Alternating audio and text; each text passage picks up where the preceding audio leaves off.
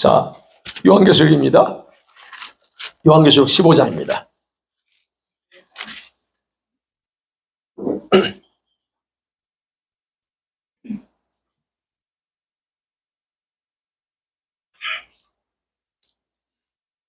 (15장) 1절에서 8절 전체를 다 봅니다. 찾으셨죠? 예, 교독합니다. 제가 1절 읽습니다. 또 하늘에 크고 이상한 다른 이적을 보매 일곱 천사가 일곱 재앙을 가졌으니 곧 마지막 재앙이라 하나님의 진노가 이것으로 마치리로다.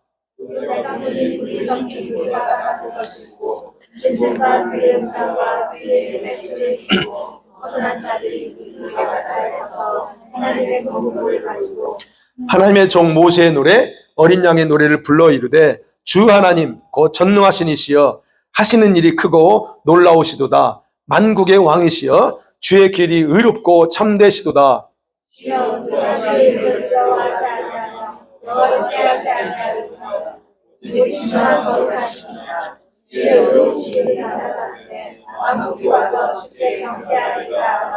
또 이 일 후에 내가 보니 하늘의 증거 장막의 성전이 열리며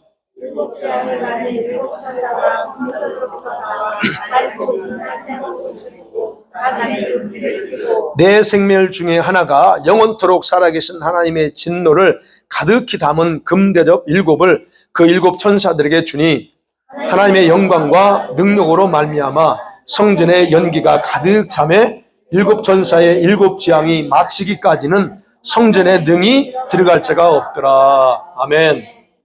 자, 오늘 말씀 가지고 마지막 일곱 대장의 준비, 그리고 오늘 더 특별한 것은 유리바닷가 2절부터 나옵니다. 유리바다에서 하나님을 경배하는 그런 자들이 누군가에 대한 부분을 말씀을 나누려고 합니다. 자, 우리가 이제 일곱 번째 나팔을 언제 불었지? 어디서 불었죠? 일곱 번째 나팔을 11장에서 봅니다. 11장에서 적그리스도가 등장하기 전에 불어요. 그리고 1260일 동안 이스라엘에서 두 증인이 활동한다 그랬어요.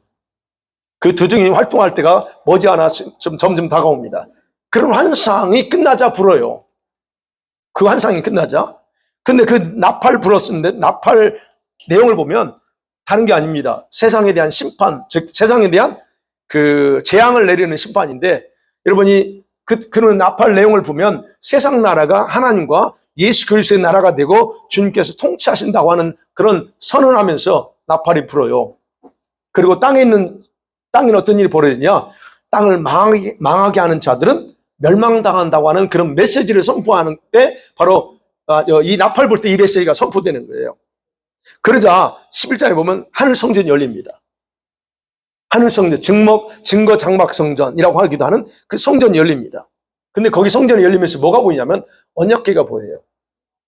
여러분, 언약궤는 지상에만 있는 게 아니에요. 영계도 있습니다. 언약궤가 보이고 그러면 동시에 거기에 뭐냐면 번개가 있고 음성들, 천둥들, 우리가 천둥 친다고 하잖아요. 그 천둥들이 그 성전 안에 있습니다. 큰 지진도 거기 있대요. 큰 우박이 거기에 성전 안에, 언약궤에 있는 그 성전 안에 준비되어 있다라고 하는 것을 요한이 봅니다. 그러니까 여러분, 이것이 이런 재앙들은 결국 뭘 볼 수 있냐면 하나님에 의해서 임한다는 거예요. 뭐 지진도 우박도 물론 우리가 과학적으로는 이래서 난다고 말하지만 성경에서 보면 이런 재앙들은 하나님에 의해서 임한다는 것을 그 모습에서 보여주는 거거든요. 그리고 나서 12장으로 나옵니다. 12장의 내용을 여러분 다 잃어버리셨겠지만 어떤 내용이냐면 교회를 상징하는 여자가 나와요. 여자가 임신한 여자, 애를 낳으려고 합니다. 여자가 나옵니다. 그 다음에 또 누가 나오냐면 그 여자를 박해하려고 하는 용이 등장합니다. 그리고 나서 13장에 오면 누가 나와요? 대환란의 직접적인 주동자인 적그리스도 첫 번째 짐승하고 두 번째 짐승 거짓 선지자가 등장합니다. 근데 그 내용 속에 보면 좀 더 여기서는 13장에서 더 무섭습니다. 우상숭배가 강요되고 그 다음에 짐승표 666을 통해서 이런 그 상당히 많은 사람들을 힘들게 한다고 하는 내용이 13장에 나옵니다. 그 다음에 지난주까지 봤던 14장은 어떤 내용입니까? 대환란에 남아있게 될 성도들에게 희망을 주는 하늘의 예배 광장에 서 있는 14만 4천 그 모습이 등장하죠. 그러니까 여러분 딱 보면 일곱째 나팔이 불고 나서 대환란과 관련된 여러분 3장 3챕터가 나오는 거예요. 3챕터예요. 자, 그러니까 이걸 계시록 연구할 때는 이게 딱 칠판에 쓰고 하는 게 좋은데, 어찌됐든 일곱째 나팔이 불고 나서 대환란과 관련돼서 그런 일이 벌어져요. 그러면서 여러분 15장에서 오늘 1절에 그랬잖아요. 마지막 재앙이다 그랬어요. 일곱 천사가 일곱 재앙을 가졌는데 그 마지막 재앙, 이게 일곱 대접 재앙이에요.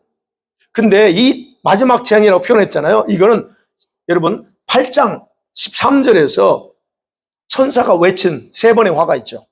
화 외칩니다. 그 화의 마지막에 해당되는 재앙이 대접재앙입니다.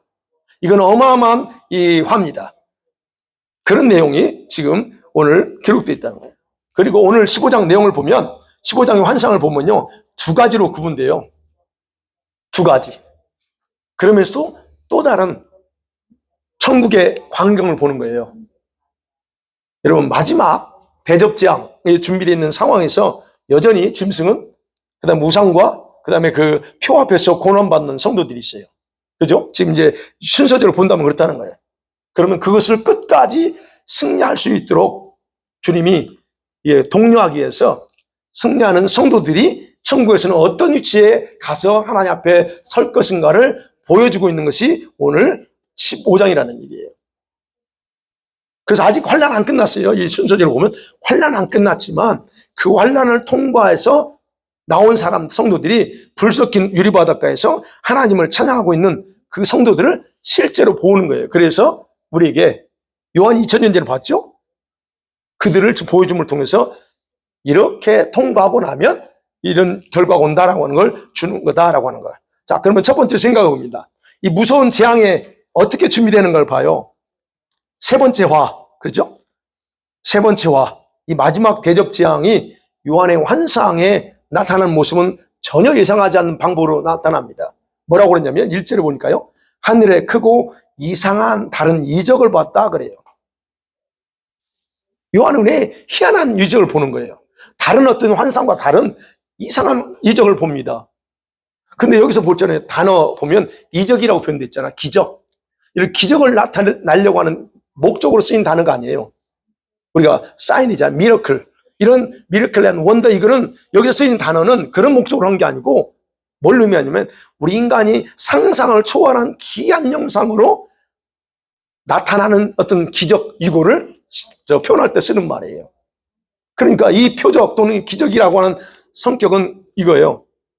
뭐랄까, 특이한, 이상하다 또는 특이한 어떤 그런 놀랄만한 어떤 거를 의미하는 거예요. 그러면 뭐냐면 일곱째 천사가 보여주는 것이 어떤 의미일까 하는 거예요. 어마어마한 뭔가 그전과 다른 어마어마한 것들이 지금 준비되어 나타날 거를 여기서 이 표현 속에서 알 수 있다는 얘기예요. 자, 그러면 왜 이처럼 색다르게 특이한 표적으로 이렇게 보여주는가 하는 거예요. 왜냐하면 이제 16장부터 나온 일곱 대접 진노는요, 하나님의 마지막 재앙이고 하나님의 진노가 마치는 거예요. 이 마지막에 있는 재앙, 그 원어의 뜻은 마친다 그랬잖아요. 여기 보면 15장 1절에 이것으로 마치리로다 할 때 마친다는 단어는 완성한다는 뜻이에요. 그러면 이 무서운 특이한 이 재앙 일곱 대접을 통해서 하나님의 모든 것이 끝난다는 의미예요. 그러니까 특이하다는 거예요. 근데 그 내용 보면 무시무시해요. 그게 이제 16장부터 볼 건데요. 자, 일곱 재앙이 세 번 나오잖아요. 일곱인, 일곱 나팔, 일곱 대접. 이게 실로 시작되는 그것이 완전히 완성된다는 뜻입니다. 그래서 이거는 여러분 심판이 아니에요. 최후 심판이 아니고 심판 전에, 최후 심판 전에 내리는 마지막 진노 또는 재앙이다, 이렇게 표현하는 거예요. 자, 그러면 여러분 그 대접재앙이 어디서 나오냐 하는 거예요. 5절, 6절, 7절에 나와요. 이 대접재앙을 주님이 어디서 가져 나오나, 이게 보면 압니다. 7절에, 5절에 그랬죠. 증거 장막 성전이 열려요. 근데 거기서 나옵니다. 그죠? 자, 5절에 그랬죠. 증거 장막 성전이 열리고 일곱 재앙을 가진 일곱 천사가 성전으로부터 나옵니다. 자, 우리가 하면 장막 성전, 이거는 하늘에 존재하는, 실제 존재하는 성전이에요. 그러면 그 장막의 성전이 열린다고 하는 말은 하늘에 있는 지성소, 우리 흔히 말 지성소죠. 지성소가 열린다는 말이거든요. 그러면 지성소가 어디예요, 우리가? 거기가 어느 장소예요? 누가 거기 계세요? 예. 우리 그 위대하신 하나님이 계시는 장소가 지성소예요. 그 지성소에서 열렸어요. 근데 거기서 지금 일곱 천사가 일곱 재앙 대접을 가지고 나오는 거예요. 그러고 나서 이 내용을 보니까 거기 나오면서 7절에 네 생물 중에 하나가 그 일곱 대접을 가지고 나온 일곱 천사에게 말하는 거예요. 그리고 그 재앙을 담은 그릇을 줍니다. 여러분, 이 말은요, 지금까지는 이 적그리스도와 세상의 악한 자들이 온갖 악을, 사악한 일을 다 저질러도 주님이 침묵하잖아요. 아니, 하나님 안 계신 것처럼 그들 얼마나 지금 기고만장합니까? 그건 침묵해요. 그런데 이때가 되면 하나님은 그 악한 자를 더 이상 인내하고 참아왔던 그것이 아니라 이제는 그들 향해 분노를, 지금까지 인내해왔던 모든 것을 그들에게 다 쏟아버린다는 거예요. 그래서 금대접을, 그 금대접 위에 하나님의 진노를 가득 채웠다 그래요. 가득 채웠어요. 8절에 보면 연기도 가득 차고 진노를 가득히 담은 금대접 7절에 나옵니다. 어마어마한 하나님의 분노가 그때 한꺼번에 쏟아지는 거예요. 누구한테? 바로 이 악한 자들한테. 그래서 대접재앙은 우리 믿는 성도들이 포함되는 게 아니고 이런 악을 행한 자들이에요. 물론 여기에 믿는 성도들이 포함될 수도 있어요. 본인이 거기에 임발부되면 된다는 거예요. 여러분이 이 표를 받으면 여기에 포함됩니다. 어찌됐든 그런 내용이에요. 자, 그런데 그 보좌 앞에 있는 네 생물들이 어떤 존재예요? 하나님의 뜻을 대행하는 천사들이잖아요. 네 생물. 근데 그 천사 중에 하나가 하나님으로부터 직접 받아서 그 진노를 쏟아붓게 만들어요. 그 의미. 그래서 여기서 대접이라고 하는 것 나오죠. 금대접, 그럼 대접, 일곱 대접. 그럼 대접이라고 하는 건 문자적으로 이게 뭐예요? 잔치에 쓰는 포도주를 담는 그릇이에요. 예, 그러죠? 아시죠? 또는 제사 때에 희생의 피를 담죠. 대접에다 담습니다. 근데 이 단어가 어디에 또 쓰여있어요? 5장 8절에 쓰여요. 5장 8절 기억하시나요? 지상에서 성도들이 기도하는데 천사가 어디에다 담아요? 금대접에다, 향로에다가 성도들이 기도를 담는 대접으로 이 대접이 쓰이는 거예요. 그럼 이 말은 무슨 말이냐면 이 대접장은 지상에서 호소하는 성도들의 그런 기도에 따라서 하나님이 진노를 쏟아붓는다라고 하는 의미가 있다는 얘기예요. 금대접에 의해서. 그러니까 하나님이 저와 여러분이 울부짖는 것에 대해서 하나님이 가만히 있지 않아요. 반드시 그것에 대해서 보응하십니다. 그걸 우리가 볼 수 있다는 거예요. 그러니까 생각해봐요. 거기 하나님 분노까지 있어요. 우리의 기도에 대한 응답까지 있어요. 그러면 그 재앙이 얼마나 무서울 건가 하는 거예요. 얼마나 상상할 수 없는 거예요. 16장 보면 알아요. 이제 상상이 안 돼. 거기서 살아남을 자들이 거의 없을 정도로 심각합니다. 자, 그래서 대접재앙은 나팔재앙과 차원이 달라요. 다릅니다. 그리고 또한 그 대상은 세상과 짐승과 그 다음에 그 추종자들에게만 집중되고 있다는 거예요. 재앙이. 자, 이렇게 무서운 대접재앙이 성전으로부터 나왔어요. 근데 그렇게 성전으로 나와서 전달될 때 성경 8절 보니까 하나님의 지성소인 그 성전에는 하나님의 영광과 능력이 이렇게 가득한 상태에서 흘러나오는 것을 요한이 보았습니다.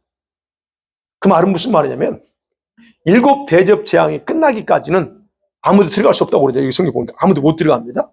그래서 그 말은 구름과 연기로 가득 채우신다고 하는 것은 세상에 대한 하나님의 진노는 이미 작정되어서 집행된다 할지라도 그런 하나님의 심판은 옳다는 거예요.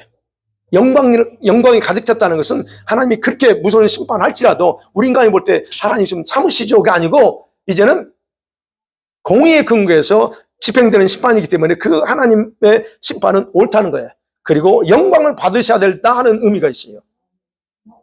때로는 하나님이 우리를 향해서 때로는 징계를 할지라도 우리가 투덜투덜 하지만 하나님 오라요, 그게.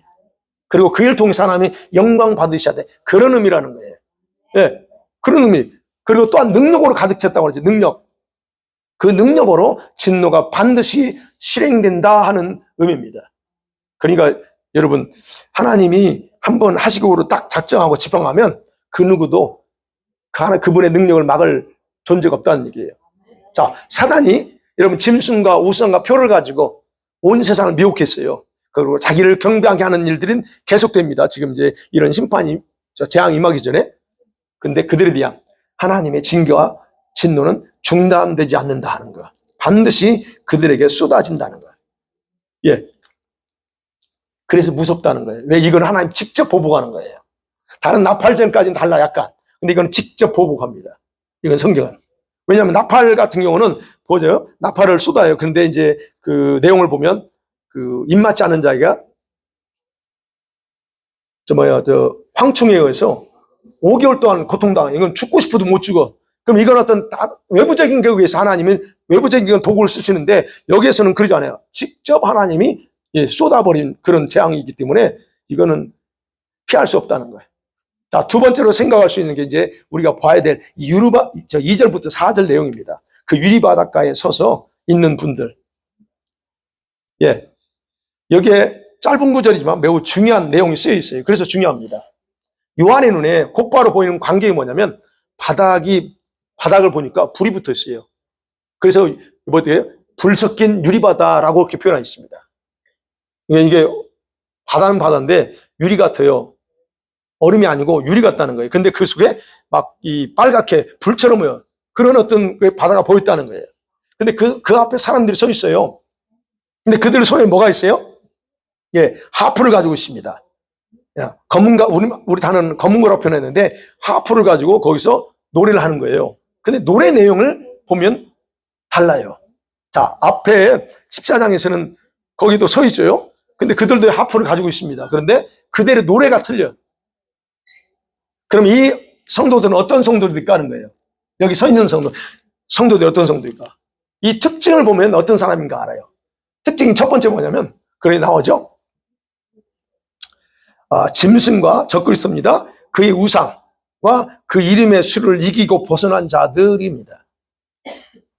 666 짐승표를 벗어난 자들, 적그리스도에게 굴복하지 않고 벗어난 자들이래요. 그럼 이들은 분명히 대할례안에 남아있으면서 적그리스도와 이런 문제 앞에 측면에서 살았던 성도들이다라고 하는 걸 보는 거예요. 그럼 여러분, 대환란 때에 남게 되는 성도들은 세 종류로 구분할 수 있어요. 제가 예전에 그 설교는 안 했어요. 우리가 어떤 성도들이 대환란에 남느냐? 뺐어요, 여기서는. 어떤 성도들이 대환란에 남나? 그리고 어떻게 대환란에 남았을 때 우리는 아무렇게나 방치하는 게 하나님이다. 준비된 사람들 통해서 일하고 보호하신다 그랬어요. 그 내용까지는 아직 안 했는데 나중에 할게요. 그런 일들이 있어요. 그러면 여기서 대환란에 남게 된 성도는 세 가지로 구분하는데 광야 또는 도피처로 도망가서 양육받을 자도 있어요. 그 다음에 두 번째는 우리가 산속에 들어가든, 그죠? 어쨌든 이걸 몰랐다가 뒤늦게 알아가지고 늦었어. 주님이 오실 때 픽업도 못했어. 그러면 어디로 가야 될 거 아니에요, 이 사람들. 그런 사람들이 뭐 산속에 가겠죠. 근데 이제 산속에, 그 구분하는 거예요. 산속에 들어갈 자들. 네. 그 다음에 현장에 순교할 자들. 제가 말씀드린 타협할 자들 말고, 타협하고 담하고 굴복할 자들은 그 사람들은 성도도 아니야. 그거는 갈아지니까 넘어가서. 그러나 그 중에 남게 되는 진짜 성도 중에서 본다면 그렇다는 거예요. 그러면 보세요. 어떤 성도들이, 셋 중에서 어떤 성도들이 가장 안전하게 보호받느냐는 거예요. 첫 번째예요. 광야. 그분이 준비한 거기에 들어가야만이 거기서 살아남을 수 있어요. 그런데 여러분, 산속에 들어가도 사실은 이제 안전하지 않아요. 왜 안전하지 않아요? AI, 드론. 이 드론이 싹 청탐합니다. 지금 그 드론이나 AI가 어느 정도냐면 사람의 그 영화 있잖아요. 프리데이터가 맞나요? 짐승인데 그 사람이 움직임을 다 감지하는 이게 지금 사람이 어디 숨어 있는지 다 센서로 다 잡아내버려요. 그 정도로 지금 그게 지금 드론이나 이런 게 지금 AI 기능으로 해서 발전하고 있대요. 그러면 우리가 산속에 들어간다 할지라도 드론을 쫙 펴가지고 싹 감찰한다는 거예요. 그러니까 거의 다 발각된다는 거지. 그 대신 이거 없어야 돼. 그때는 이런 건 그냥 바로 잡으니까요. 자, 그거는 짧은 말씀드리면, 자, 이럴 때 그러면 이런 것을 볼 때 그런 거예요. 이 부분에서 도대체 여기 서 있는 짐승과 우상과 이름의 수를 벗어난 자들을, 이들에 대해서 학자들은 어떻게 생각하고 해석하느냐는 거예요. 세 가지 정도로 해석합니다. 첫 번째 어떠냐면, 이 사람들은 누구냐? 구원받은 교회 공동체야 라고 해석합니다. 즉, 늘 말씀드리면 상징적으로 해석하는 거예요. 짐승과 그 이름의 수로 인해서 사회적으로 박혀나가죠, 지금. 경제적 어려움 당합니다. 죽음까지 각오해야 돼요. 그죠? 그리고 인내하면서 하나님의 말씀과 계명과 예수 믿음을 지킴으로 승리한 교회들이다라고 그렇게 해석합니다. 이게 해석이 맞으면 참 다행인데 이렇게 해석합니다. 그런데 여러분, 계시록에서 하늘이나 땅에 존재하는 무리들은 개인이 아니라 완전한 승리한 교회들, 교회 공동체를 해석해요. 교회 공동체. 그래서요, 14만 4천도 어디예요? 누구예요? 교회 공동체예요. 적그리스도의 통치에서 굴복하지 않고 살아남을 성도도 개인이 아니고 교회 공동체야. 이렇게 해석하는 거예요. 그 다음에 두 번째, 그래서 이들도 역시 교회 공동체다라고 해석합니다. 거의 대부분 다 이렇게 해석합니다. 많은 목회자들이요. 그 다음에 두 번째는 이 무리들은 뭐냐면 순교자들이다 해석합니다. 순교자. 자, 여기 나오면 2절에 보면 그 수를 이기고 벗어난 자 그랬잖아요. 이겼다는 거. 이긴 자들. 이겼다고 하는 승리자라고 하는 것인데 싸움에서 승리한 자예요. 그러면 누구냐? 이런 싸움에 승리하는 사람은 결국 순교를 통해서 할 수밖에 없다. 이렇게 해석하는 겁니다. 근데 그들이 언제 싸웠냐 하는 겁니다. 언제 싸웠을까요? 만약 저와 여러분 여기에 속한다면 언제 싸워요? 누가 하고 싸워요? 이거죠. 그래서 언제 싸웠을까 할 때 짐승에게 여러분 절에서 경배하거나 짐승의 표를 받는 것에 굴복하지 않는 것. 그리고 하나님의 계명, 우상 숭배하지 말라고 그랬죠. 하나님의 계명과 예수님에 대한 믿음을 지키기 위해서 죽음을 선택하며 숨겼다라고 그래서 해석하는 거예요. 그때 싸운 것이다라고 해석하는 겁니다. 그 어떤 앞에서. 그래서 그들은 그 결과 하늘의 호령이라고 부를 수 있는 유리바다를 쫙 건너가지고 지금 하나님 보좌 앞에 서 있다라고 이렇게 해석해요. 자, 여러분, 두 번째는 그래요. 그러나 세 번째는 이겁니다. 대활례는 남았어요. 대활례는 남았는데 아까 말씀드린 광야나 산속에 피해서 하나님의 계명과 예수님에 대한 믿음을 지킨 자들이다라고 해석합니다. 저 같은 사람이 이렇게 해석해요. 이 무리들은 모두 순교자라고 해석할 수 없어요. 물론 순교자가 나옵니다. 대환란 때 순교자 나와요. 그러나 이런 사람들 다 순교자라고 말할 수 없다는 거예요. 왜? 순교자들은 순교자의 그룹이 따로 존재해요. 그렇잖아요. 6장에서 제단 앞에서 원수 언제 갚아주실래요? 하잖아요. 그럼 순교자 그룹이 따로 있어요. 그 수가 정해져 있다는 거죠. 수는 말씀 안 하셨지만 하나님의 그 숫자 개념을 볼 때 순교자도 14만 4천일 거다라고 제가 말씀드렸어요. 왜? 그만큼 중요해요. 14만 4천은. 자, 그러면 이런 사람들은 그래서 순교자로 다른 그룹이 있기 때문에 이들은 순교자가 아니다. 계시록에는요, 특정 성도들에 대한 분명한 숫자를 알려줘요. 오늘 14장에도 13만 나왔잖아요. 그렇다고 하면 본문에서는 그 수를 얘기하지 않아요. 본문에 나오죠. 수가 명시되지 않고 그냥 그 이름의 수를 이기고 벗어난 자들이라고만 표현한 이 말은 무수히 많다는 얘기예요. 숫자가 14만 4천 명이 아니고 그 이상이 될 수 있다는 거예요. 수를 셀 수 없는 어떤 부분일 수 있어요. 이제 멀리서 볼 때는. 결국 뭐냐면 대환란 때 짐승과 우상에 굴복하지 않고 극복한 모든 사람들을 포함시키기 위해서 사용한 단어예요. 벗어난 자들이라고 표현하는 거예요. 그래서 저는 이 해석을 사실은 제가 해석하는 거예요. 이건 제가 계시록 연구하면서 그렇게 생각하는 거예요. 근데 이 사람들이 어디에요? 순교자들 제외 다 순교했어요. 나머지 예를 들어서 순교했습니다. 근데 나머지는 어디로 갈 거냐 이게요. 산속에 들어갈 때 이 사람들은 죽임당할 수도 있고, 이거는 앞으로 아까 말씀드린 과학이 발달하면서 이게 다 들통난다면 이 사람들은 순교당하든 어쨌든 할 거라고. 그럼 나머지 광야, 이 12장은 광야 또는 도피처라고 하는 곳에 들어간 사람들, 이런 사람들은 거기서 어떻게 해요? 양육받는다고 그랬잖아요. 3년 6개월 동안 거기서 버텨야 돼. 거기서 이기는 성도들, 그게 바로 여기서 말하는 지금 그 벗어난 자들이라고 저는 해석하는 겁니다. 근데 이런 성도들이 얼마나 많을까? 이건 모르겠어요. 많지는 않을 것 같아요, 내가 볼 때는. 네. 단, 이 기간 동안에 여러분, 하나님 나라의 백성으로서 충분히 훈련받는다 그랬죠, 제가. 충분히 훈련받고 양육받은 자들, 이런 자들이 바로 여기서 보면 벗어난 자들에 해당돼서 그들이 나중에 아버지 앞에 설 때 그렇다는 얘기예요. 여러분, 그것에 대해서 제가 예전에 말씀드렸어요. 대환란 때에는 모든 믿는 성도들뿐만 아니라 여기 보세요. 다른 여기 보면 이 다니엘서 12장 1절 이하에 보면 마지막 때에 하나님의 생명책에 기록된 자들이, 지금은 모르지만 생명책에 기록된 많은 자들이 깨어난다고 그랬어요. 많은 사람이 깨어나. 그러면 그런 사람들 지금은 아니 왜 지금 깨어나지 왜 지금까지 안 깨나? 그런 사람 있잖아요. 아니 지금 빨리 급하니까 예수 믿으면 좋은데 내 남편이 그렇게 안 믿어. 근데 그때 깨어날 수 있다는 얘기예요. 그럼 어떡해요? 그러니까 그런 부분에서 생각할 때 여기에는 이 광야라고 하는 곳에는 우리 진짜 믿음이 있는 진짜 이런 사람들은 가는 게 아니고 바로 이런 무리들이 같이 들어갈 수 있다는 거예요. 섞여서.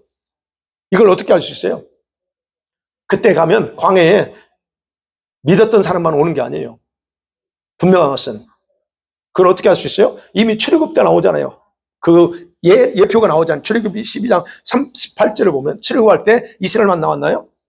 아니요. 이스라엘 백성 후손들만 나온 게 아니에요. 거기에 애굽에 함께 모여 살던 종과 같이 살았던 잡족들이 같이 나왔다 그래요. 그죠? 혈통은 유대인이 아니야. 그들은 나오면 안 돼. 그럼에도 불구하고 그때 10가지 재앙 때 합류한 무리들, 그 무리들이 있어요. 근데 그들이 믿음이 있어서 나온 게 아니에요. 아니, 그렇잖아요. 믿음이 있어서 나온 게 아니고 그 기회를 타서 노예에서 자유하고 싶어서 나온 거예요. 그런 것처럼 이런 무리들이 이 마지막에 섞여 있다는 거예요. 바로 이런 무리들이 나중에 여러분 이스라엘 섞여 살면서 얼마나 문제 많이 일으켰어요. 음식 문제를 왜 고기 먹고 싶다. 얘네들이 주동했어요. 고기 먹고 싶다고 투덜투덜한 거 있잖아요. 민수기에 보면 그래요. 그런 거. 자, 그래서 이런 어떤 무리들이 있고, 그래서 대환란 때에 이런 무리들이 섞여서 같이 있기 때문에 다 모든 사람이 이렇게 여기에 설 수는 없다 하는 거예요. 그건 나중에 20장 갈 때 그 첫째 부활에 참여한 자들, 제가 첫째 부활에 참여한 자, 아무나 첫째 부활 안 합니다. 그런 것들이에요. 자, 두 번째 특징이 뭐냐면, 이들이 어떤 두 번째 특징이 뭐냐면, 불이 섞인 유리바닷가에 서 있다는 거예요. 이들이 특징이. 자, 천국에는 유리바다가 있는데 이곳이 어딜까? 유리바다가 있다고 있는 거예요. 성경이에요? 있대요. 그걸 어떻게 할 수 있어요? 4장 6절에 보면 하나님의 보좌 앞에 뭐가 나오냐면 수정과 같은 유리바다가 있다 그래요. 굉장히 수정과 같은 크리스탈이죠. 유리바다가 있다라고 합니다. 그럼 하나님의 보좌 앞에라는 표현 있죠. 여기 보면 하나님 보좌 앞에 있어요. 그 앞에 4장 6절에 보면 4장 6절에 보면 보좌 앞에 유리바다가 있어요. 그러면 그 유리바다, 우리가 거기서 깊이 생각해야 될 거는 천국의 예배광장인데, 예배광장은 하나님 보좌 중심으로 형성되어 있다는 거예요. 하나님 보좌 여기입니다. 그러면 쫙 이렇게 이런 식으로 타원형으로 되어 있을지 그건 모르겠지만 그 중심으로 서 있다는 거예요. 근데 그 앞에가 크리스탈로 되어 있기도 하고 또는 불이 섞인 유리바다가 될 수 있고, 이거는 이제 나온 대로만 보면 그렇다는 거예요. 그렇게 형성되어 있다는 거예요. 그러니까 모든 것이 보좌를 중심으로 이렇게 표현되어 있기 때문에 여기서 보면 보좌 앞에라는 말 있잖아요. 유리바닷가에 서서 하나님의 검은고를 가지고 그들이 노래합니다. 네. 그러면 여기서 보면 4장 6절에서는 그 앞에라고 하시잖아요. 이거는 측근의 어떤 부분에서 해당되는 말이기 때문에 최측근, 보좌 앞에 최측근이죠. 그다음에 여기 14장에서 나오는 여기 지금 14만 4천 이들은 굉장히 앞에 있다. 그래서 시온산에 있고 어린 양이 함께 서 있는 사람이니까 보통 사람들이 아니에요. 그런 있다. 그렇다고 하면 어느 정도의 간격을 두고 지금 여기 이런 무리들이 지금 불이 섞인 유리바닥까지 서 있는지는 알 수 없지만 분명한 것은 여러분 우리가 생각하는 것은 하나님 보좌는 그 보좌와 그 주변은 결코 작은 것이 아니라는 거예요. 그래서 그 주변의 넓이가 상상할 수 없다. 그래서 그 20장 21장에 보면 새 예루살렘 성전의 길이가 어떻게 돼요? 성전의 길이가 2200이었나 2300이었나요? 그 길이가 2300km예요. 그럼 어마어마한 거예요. 여기서 저기 매니토바 정도 될 거예요. 그 성이 그렇게 커요. 그때 말씀드렸죠, 제가. 키로로 따져서. 표현대로 보면. 그러니까 그렇게 큰데 그 주변이 어마어마하지 않냐 이거죠. 그래서 우리 그 부분은 상상할 수 없지만 그러나 이렇게 표현하고 있다는 것을 보면 그런 성주다. 그 다음에 세 번째 특징이 뭐냐면 이들은 하나님이 주신 거죠. 하나님이 주신 검은고 하프를 연주하며 찬양하고 있다는 거예요. 자, 근데 여기서 차이가 있다는 거 아까 말씀드렸죠. 14장에서 시온산에서 그 하프를 연주하면서 경배하는 이 사람들과 차이가 다른 게 뭐냐면 노래가 달라. 노래가 다릅니다. 자, 14장에서 나오는 거죠. 여기 보면 14장 3절에서는 이 노래를 부르는데 14만 4천 명밖에 능히 이 노래를 배울 적 없어요. 이건 아무나 부르는 게 아니에요. 근데 오늘 15장의 무리들은 무슨 노래 제목이 나옵니다. 제목이 무슨 노래예요? 3절에 보니까 모세의 노래, 어린 양의 노래를 부릅니다. 예. 여기서 우리가 생각해 봐야 돼요. 이들이 지금 부르는 노래 내용이 뭐냐? 구원의 노래예요. 모세의 노래는 구원의 노래입니다. 예. 구원. 하나님 우리를 구원해 주신 것에 대해서 부르는 노래예요. 예. 그러면 어린 양의 노래는 뭐예요, 그럼? 어린 양. 여러분, 어린 양이신 예수님이 십자가로 완성하신 그것도 구원에 대한 내용을 보면 그렇다는 거예요. 주 하나님 전능하시니여 하시는 일 크고 놀라우시다. 만왕국의 왕이시여 주의 일이 의롭고 참됩니다. 그러면서 말하죠. 주여 누가 주 이름을 두려워하지 아니하며 영화롭게 하지 아니하오리까. 오직 주만 거룩하십니다. 주님의 의로우신 일을 나타냈으며 만국의 와서 주께 경배합니다. 그래요. 구원의 노래를 부른 겁니다. 그래서 이 노래 핵심은 그거예요. 하나님께서 사람들에 행하신 그 놀라운 행위를 지금 찬양하는 거예요. 그럼 하나님이 무슨 일을 하셨냐는 거예요. 하나님의 구원. 하나님의 구원은 자신의 방법으로 행한 것이라는 거예요. 구원은. 저와 여러분을 구원하실 때 우리 방법으로 구원한 게 아니죠. 하나님 자신의 방법으로 구원하셨어요. 모세가 지금 그 얘기한 모세 노래라고 하는 건 그 얘기예요. 출애굽하면서 홍해를 건넜어요. 건너면서 노래를 불러요. 이 노래예요, 지금. 그럼 구원했다는 거예요. 그러니까 하나님의 방법으로 행하신 구원은 놀랍다는 거예요. 참으로 어렵다는 거예요. 3절에 보니까. 그래서 하나님은 만왕의 왕이십니다라고 선언하는 거예요. 이 내용은 단지 개인적인 구원만이 아니죠. 여기서 보면 짐승과 원수들에게서 우리를 구원하시고 또 무서운 재앙이 내리는 가운데서 우리를 보호하시고 건져주셨다는 것. 이것이 이 구원의 핵심이죠. 그래서 이 노래는 영적인 구원이 아니에요. 영적으로 나를 새롭게 살려. 이 구원이 아니고 진짜 하나님의 전능하신 행위를 찬양하는 거예요. 물론 그 결과 우리가 구원받은 거지만 그것다가. 그 다음에 두 번째 보면 하나님의 심판에 대해서 노래합니다. 4절에 그래요. 하나님의 심판. 하나님의 심판 행위는 의로우십니다. 그래요. 그럼 하나님은 무엇에 근거해서 심판하세요? 제가 늘 말씀드리죠. 무엇이 근거해서 하나님이 심판하시세요? 무엇이에요? 하나님 입장에서 공의의 근거에 심판하세요? 근데 우리 입장에서 하나님 우리의 행한 것에 따라서 심판하는 거예요.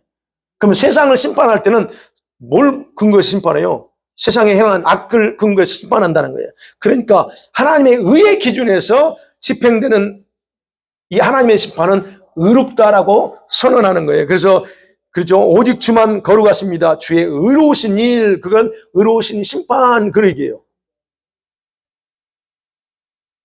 그러니까 누가 두려워하지 않을 수 있겠습니까? 주의 이름을 찬양하지 않겠습니까? 그러니까 그분을 경배하고 그분 와서 경배하고 찬양하자. 왜? 주님 당신만이 거룩하신 분이기 때문에 라고 하는 게 지금 4절 내용입니다. 이것은요, 우리가 생각해 볼 수 있는 게 마치 짐승 적그리스도가 진짜 이 세상의 신인 것처럼 행동하고 있잖아요, 지금. 대환란 때. 그리고 성도들 밖에 있잖아요. 그러면 반대로 성도들은 하나님의 그 살아계신 전능하신 분이기 때문에 굴복하지 않고 승리하는 거예요. 누가? 바로 이런 자, 지금 이기고 승리한 자들, 이런 사람들 입장에서 지금 그 얘기하는 거예요. 우리가 굴복하지 않고 승리했다. 그래서 그들은 지금 어디 있어요? 천국 유리바다가에서 지금 이 노래를 부르고 있다는 거예요.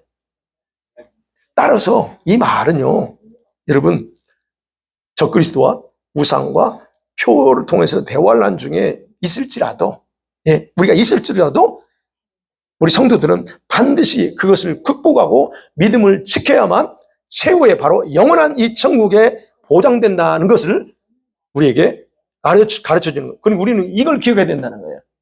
그 15장 내용을 그걸로 보여줘요. 그리고 16장에서 대적재앙 쏟아요.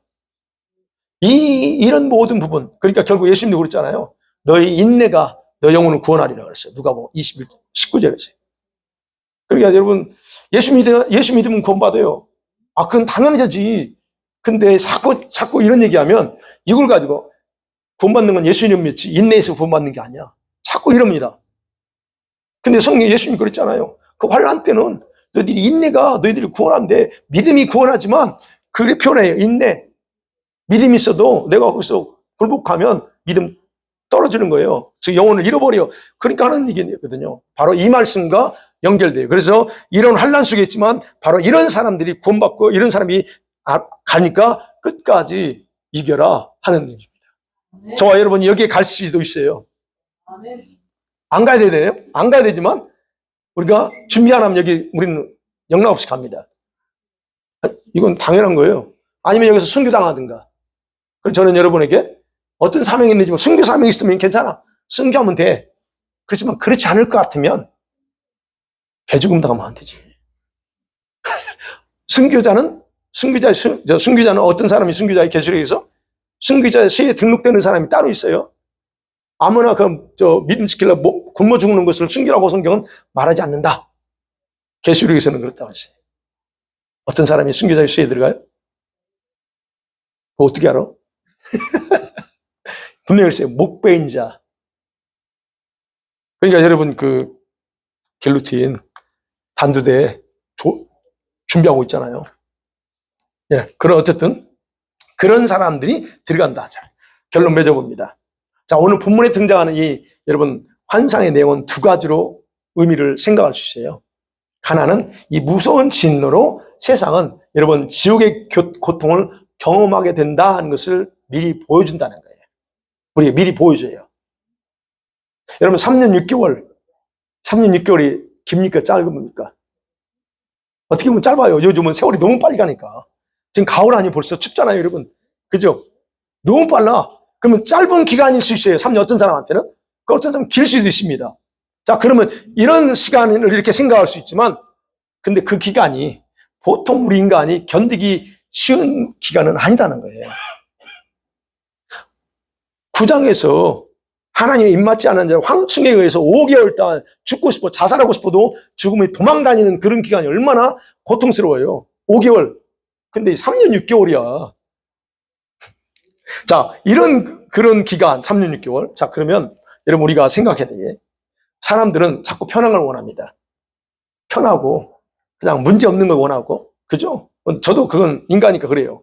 근데 조금 편하고 조금 쉽게 하자고 이 짐승을 섬기거나 이 표를 받는다면 그 누구도 여러분 지금 어떤 신분일지라도 어떤 직책을 가졌건 상관없이 지금까지 어떤 주님을 해서 어떤 희생을 했을지라도 여러분 이 모든 건 다 한순간에 물고 보면 됩니다. 이건 무서운 거예요. 그게 계시록에서 경고하는 겁니다. 그렇다고 하면 여러분이 마지막 대환란 때는 단지 지옥의 맛보기예요. 얼마나 고통스러울까? 여러분은 노예입니다. 여러분은 벌레와 같은 취급받을 거예요. 그런 상황 속에서 지금도 억울한 일 당하면 막 속이 붕툭 터지잖아요. 이 씩씩거리면서. 왜 그래요? 근데 이거는 게임이 안 돼, 이때는. 그러니까 이런 어떤 지옥의 맛보기를 우리가 3년 6개월 드리는데, 여러분, 그걸 통해서 뭘 우리는 알아야 되냐면, 지옥의 영원한 그 형벌을 상상할 수 있다는 거예요. 아이고, 이거는 게임이 안 되지만, 그렇다는 거예요. 그거를 우리가 알 수 있다는 거. 그 다음에 두 번째 의미는요, 여러분, 대환란에서 하나님의 계명과 예수를 믿는 그 믿음을 지키는 성도들은 바로 영원한 영광의 천국에 들어갈 기회는 남아있다 하는 거예요. 이게 희망입니다. 걱정하지 마세요. 만일 여러분이 남으면 걱정할 거 없습니다. 이 기회는 있어요. 여러분, 그래서 주님께서 우리에게 가장 원하시는 게 뭘까요? 지금 저와 여러분에게 지금 시점에서 우리가 원하는 게 뭐예요? 제가 눈의 가운데 거룩한 생활이 된다. 믿음의 그런 거룩한 생활, 거룩한 성품 만들어가면서 흰옷을 입었으면 흰옷을 잘 지켜야 된다고 그랬잖아요. 흰옷 지켜야 돼요. 왜요? 그래야 적어도 내가 신부인가 아닌가는 내가 흰옷을 입어야만이 기회는 온다는 거예요. 신부는 안 하면 안 돼. 흰옷을 입어야 돼. 기본적으로. 근데 흰옷을 입은 사람 중에서 이 흰옷을 깨끗하게 지켜나간 사람이 신부에 해당되는 거예요. 그래서 제일 먼저 필요한 게 뭐였어요? 날마다 회개. 우리가 있잖아요. 날마다 회개하는 거. 뭔 회개가 많아, 그렇게. 근데 날마다 회개해야 돼요. 어떤 걸 회개해야 돼요? 어느 부분을 회개해야 됩니까, 우리가? 도덕적으로 여러분이 죄 짓는 게 아니라고 그랬잖아요. 혹시 죄 짓나, 오늘 도덕적으로? 그건 아닐 거란 말이에요. 근데 뭐예요? 내 성품 속에 성화돼야 될 부분들이 얼마나 다 회개거래 아닙니까? 이런 건 다 하나하나 다 깨야 된다는 거예요. 이게 아멘은 하는데 실제로 기도해 보면 내가 회개는 안 나와. 왜? 내가 뭐가 문제인지 안 보이거든. 여러분 보여요? 회개하라면 하나님, 내가 이게 회개하긴 하는데 도대체 구체적으로 뭘 회개해야 될지 알고 회개하시나요? 아니요. 그게 맞아요. 저렇게 보여야 되는데 안 보인다는 거예요. 여러분 어떻게 보여요? 진짜? 누가 아멘 했어요? 그러면 자기 내면의 영의 상태나 혼의 상태를 봐야 돼요. 근데 그게 안 보여. 그냥 회개가 안 나와요. 오늘도 회개합시다 하면 여러분, 회개합시다 하면 뭘 회개해야 돼? 이게 나올 거라마? 영민이 그러니? 회개 나온대요. 나오네. 여보, 우리가 그거예요. 그래서 우리 날마다 회개해야 되는데, 여기요, 혼에 붙어 있는 이 세상의 어떤 것들이 다 얼마나 죄덩어리입니까? 이걸 하나 다 해야 되니 얼마나 그래요? 그래서 여러분, 제가 늘 강조하는 주님의 신부 영광은 본문에 등장한 유리바닷가에 서서 찬양과 경배를 드리는 그룹과 달라요. 이 신부의 그룹에 속한 사람은 여기 아니에요. 이 사람들은 아니에요. 달라. 그러니까 이런 사람들은 그냥 영광스러운 천국의 예배 광장에 들어가 있는 그런 가서 들어가는 경배하는 특권은 가지고 있지만 이들은 높은 그룹에 속하지는 않아요. 순교자 그룹도 아니고 신부 그룹도 아니야. 또 여기서 14장에 나오는 그 그룹도 아니에요. 네. 이들이 3년 6개월 어쨌든 잘 견뎌냈지만 정화기간을 통과했지만 이들이 뭘 무시했어요? 그 그룹에 못 들어간 이유는 주님의 경고를 무시하고 살았기 때문에 이들은 못 들어가요, 거기에. 아니, 그렇잖아요. 깨어서 기도하라. 그런데 이 사람들은 안 했어. 여러분이 주님 말씀 전에 깨어서 기도하고 정말로 자기 준비했다면 여기 남을 일이 없지. 근데 이 사람들은 지금, 여기 남아있는 사람들은 무시하고 또는 알지만 이게 좀 소홀히 하면서 살았던 사람일 수밖에 없다는, 그렇기 때문에 달라, 그룹이. 자, 그러기서 여러분, 저와 여러분의 믿음은 어떻게 돼? 지금 대환란에 대비하게 준비하는 그런 믿음으로 계속 가야 된다는 거예요. 네, 그래서 제가 얘기하는 거예요.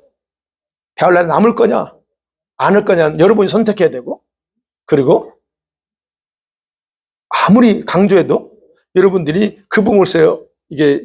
아까 회개나 이런 것들이 안 된다. 그럼 여러분 진짜 작정하고 금식하면서라도 하면서 하나님, 나를 다 분해시켜서 다 찢어주세요. 그리고 태우시고 이렇게 다시 창조해달라고 그렇게 엎드려야 돼요. 그밖에 없더라고요. 저도 제가 보면 그래요. 제가 보면 저 자신 한심해. 야, 어떤 건 보이는데 어떤 건 안 보여. 저에 대해서. 내면에 어떤 걸어가지 못, 어떤 게 보여. 그래서 기도하면 하나님, 내가 이러다 하면 그래요. 근데 어떤 거는, 그러니까 계속 하면 하나하나 알려주겠죠. 사모가는 이게 많다고 그러잖아요. 보여, 하나하나. 그러니까 하나님, 이게 어제도 하나님, 내가 참 이게 멀었습니다. 그러면서 나 자신을 뜯어 고치는 거예요. 이것이 계속적으로 가야 된다는 거예요. 그럼 이제 우리 제시카 목사님 같은 거 그러죠. 지금 매일 그렇게 계속 회개하고 왔는데도 아직도 회개할 게 많다. 그런 말씀 들으면서 내가, 야, 그러면 나는 어떻게 된 거야? 뭐 이렇게 나오는 거예요. 그러니까 어쨌든 우리가 할 수 있는 부분은, 살 수 있는 부분은 이게 준비하되 대환란에 남기 위해서 이겨나가기 위해서 준비하는 게 아니고 안 남기 위해서 먼저 일단은 거기에 목표를 두고 준비해야 된다는 거예요. 그래서 여러분 실감이 와야 돼요. 오세요, 실감이. 아, 진짜 내가 여기 남아서 안 된다. 이 실감이 와야 돼요. 그리고 3년 6개월이라고 하는 그 대박해, 고난, 이거를 뭐 멋있게 한번 통과해보지. 혹시 그렇다면, 여러분이, 이거는 상상을 못하는 부분들이에요.